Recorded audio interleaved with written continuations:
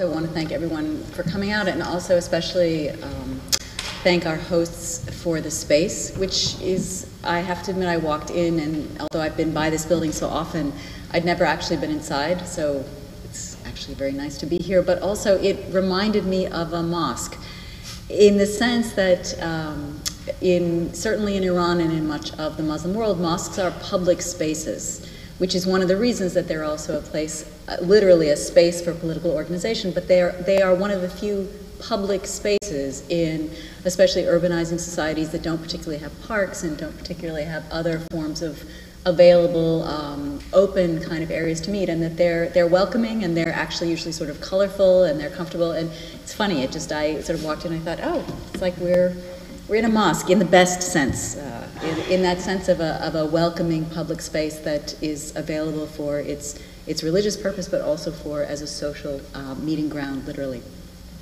I have to admit that the last few weeks have disrupted my thinking, and certainly my plans for this evening, as I'm sure in many ways they have for most people who are here, since, especially for those of us who work directly on Iran, you know, we are preoccupied, that's our subject, whatever, and then things exploded. I mean, first in Tunisia and then in Egypt. So in some ways, coming tonight to speak about Iran, although of course this was been planned long before the last few weeks, has this kind of sense of total distraction, and which is why eventually I just sort of threw out my usual, this is what we said, whatever, because it just seemed like I couldn't even concentrate on that. And so in certain ways my remarks are more scattered than they would ordinarily be, but I think that may also be appropriate. I don't work particularly on Egypt. I don't work on Egypt. I work more on Iran. And I work in general on women, on gender issues, to some extent on youth and social transformation. The very abruptness and the unexpectedness and the optimism of the Green Movement is partly what prompted Kaveh and I and our friend and colleague Arang to write our piece, which we wrote in June, so fairly close to the election itself. And I think that's probably true for, as scholars and commentators, for the people up here, and in some ways for many people, if you're here tonight, it's because something about that event really gripped you. But in similar ways, the events of the last few weeks have been gripping. They are comparable. And they are comparable, I think, in some ways. So what I thought I would like to just remark very, very briefly is that sense of these national events both being very specific and very grounded in their local material social conditions and evolutions, and in that way distinct, both in terms of their social populations, levels of literacy, integration of women, role of the state, alliance of the state with the West. I mean, these are very different even between Tunisia and Egypt, but urbanization, et cetera, et cetera. But at the same time, if we ever did, and I'm not sure we have for the last 500 years, at least, we don't live in isolated nation states. And that these events in Iran, in Tunisia, and in Egypt have all played off against each other and really relate to each other. Whatever happens in Iran now will happen in the shadow of Tunisia and Egypt, however Egypt plays out. And the events in Egypt especially, but also Tunisia, happen in the shadow of both, actually, the 1979 revolution, although much less so, but really the Green Movement.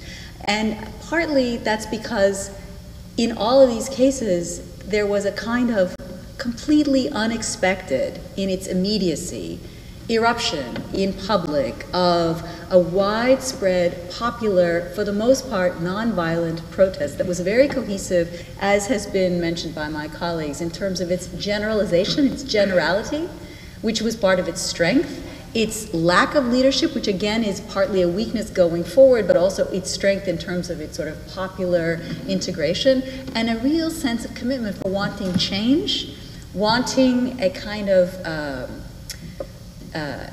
essentially recognizable form of democracy and freedom. And yes, social justice, all of those things combined, but in the same way that people sort of know it when they see it, they knew they weren't getting it.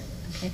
But no one expected this. Certainly even those of us who work very closely on Iran, including doing field work and going there and working with the population, including the youth population, and all of these countries have youth bulges that are pushing the demographics, et cetera, et cetera. But nobody expected these particular upheavals.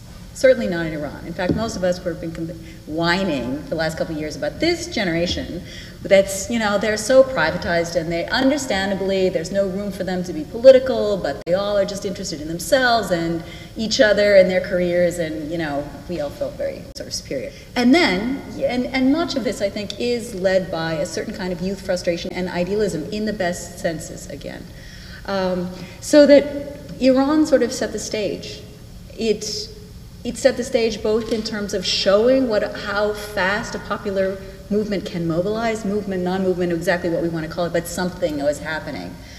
Showing that yes, it can use modern means of communication, but also really old-fashioned ones like graffiti and word of mouth and pamphlets to get people out. That in fact there can be a really rolling momentum effect, that there's a group of organizers, but then there's something that happens. And it's almost impossible to put your finger on. It is ephemeral. It's a kind of, and this is where my Arendtian, that other background of mine comes in, it's what Arendt calls politics, this kind of immediacy of collective action where we determine our lives together. And her version of politics is it doesn't really happen all that often. It's not particularly voting. It's something else about collective action. And that happened in Iran, and then it got very much put down.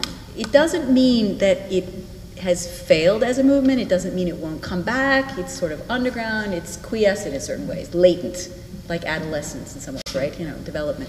But it also showed, for one thing, it also changed the role of the Iranian state in relation to its own population, because the coercion became very, very clear. And it also changed the role of the Iranian state in relation to its neighbors. Since for a number of years now, again, especially those of us working on Iran, talking with colleagues who work on other regional societies and just friends, etc., and people would say, yes, you know, especially young people, but people other places, they're looking at Iran. Iran as the beacon for slow democratization, for opening up of the public sphere, for integration of the society, as much as there's a gap between the rhetoric of the state and the leaders, but what's happening on the ground is really hopeful. And then it became very much not hopeful, and the state really tried to clamp down, but they also compromised themselves in the eyes of the sort of, nobody has said that this evening, I'll use that horrible phrase, the Arab street. But they did, they compromised themselves. No one now in the Arab street is looking, or in general, is looking to Iran in that same way as this beacon of democratization. So Iran sort of, in some ways, shot itself in the foot in certain kinds of ways as a role model, as a propaganda role model. Then there was sort of, you know, long time nothing in terms of a number of months, a sort of year or something like that. And I don't want to make too much of it by any means, and it's an awkward thing to bring up, especially in the US, because we have enough of a sense of we determine everything, we have our hands in the pie. But I think that one thing that happened that was very clear in terms of how these things are not causal to each other but integrate and reflect is WikiLeaks. And WikiLeaks came out, and among other things, WikiLeaks was very clear about, for instance, the kleptomania among a number of the governments that are clear allies of the US. So here was the US diplomats talking about the Trabelsi clan and how much they were stealing and how open it was, and it was real. So when Bouazizi immolated himself, I mean, again, these are all small things. No one expected this to come together, but there was a way in which finally it was as though we know this. Now everybody knows it. The world now knows that they're stealing everything. We've got nothing. And we'd seen, I'm sort of speaking inappropriately, I think, for Tunisians, but they saw what happened in Iran. You can come out, you can do something. And something happened that nobody expected. And then the leader left, which nobody expected. And even so, remember, just a few days before everything blew up in Egypt, Hillary Clinton said, Egypt is stable. Even so, there was a sense, well, this is so exceptional. It's so unusual. Wow, it shows that democracy matters in the Arab world, but right, it's confined. Tunisia, it's a little bit unusual. They're so quiet, nothing else will happen. And then Egypt. And we don't know but what this will mean. We aren't clear what this will mean in Egypt, and we don't know what it will mean for Iran. But it also means for Iranians, they now, on the one hand, I'm sure it's a bittersweet feeling for the Iranian members of the Green Movement in Iran. Because they know that in some ways this is a similar kind of uprising. It's inclusive in the sense of it includes religious and secular people. It's generally secular in that it does not have a sectarian ideology, although it's not clear that it's not necessarily anti-religious. It's widespread and leaderless, again, with all the advantages and disadvantages that offers. And no one knows quite where it will go, even if, as in the case of Tunisia, the leader leaves. Well, then what? You know, that's, of course, the question with Tunisia, and that's the question eventually that will be in all of these states. But I think that what we see is that none of these nations or national polities exist in isolation. And that whatever happens in Egypt, it's not surprising that none of these uprisings are particularly sectarian.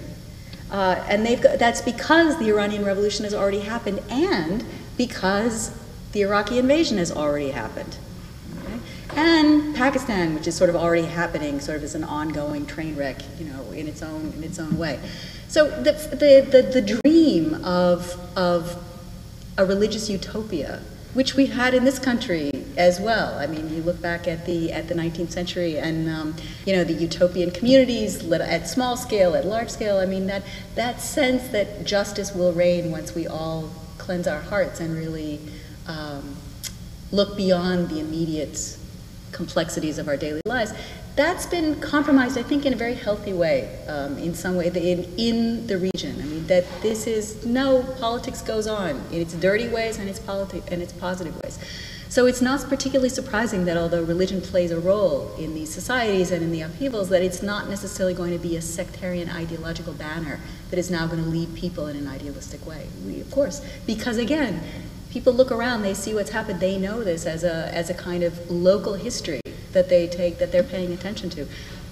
Again, that doesn't necessarily mean that in the way that the West and certainly the US tends to just see things in the most superficial ways, you know, for us, against us, Western, traditional, crazy fundamentalist, or just like us. Of course, that's not really particularly accurate either. But I think what is hopeful is that is partly the very unexpectedness of these events. That there is always this possibility for change.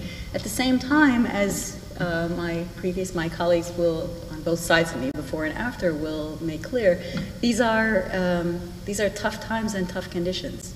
I mean, even if in Tunisia, if in Egypt, and if in Iran eventually, great, you know, there's a democratic state, what is that going to mean?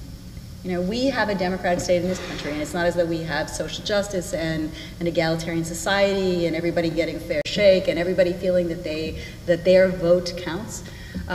Where is my vote, kind of thing, especially in Chicago, you know, that's a joke here. So I think we should look with a certain amount of humility and a great deal of sympathy and interest, and at the same time a certain amount of geographical and historical awareness that these are interrelated. They are unique, each one of themselves, and it's, again, I think that my colleagues are speaking more particularly tonight to those specific uniquenesses, but that there is this resonance across all of these events, and they will continue to resonate, and that's also important.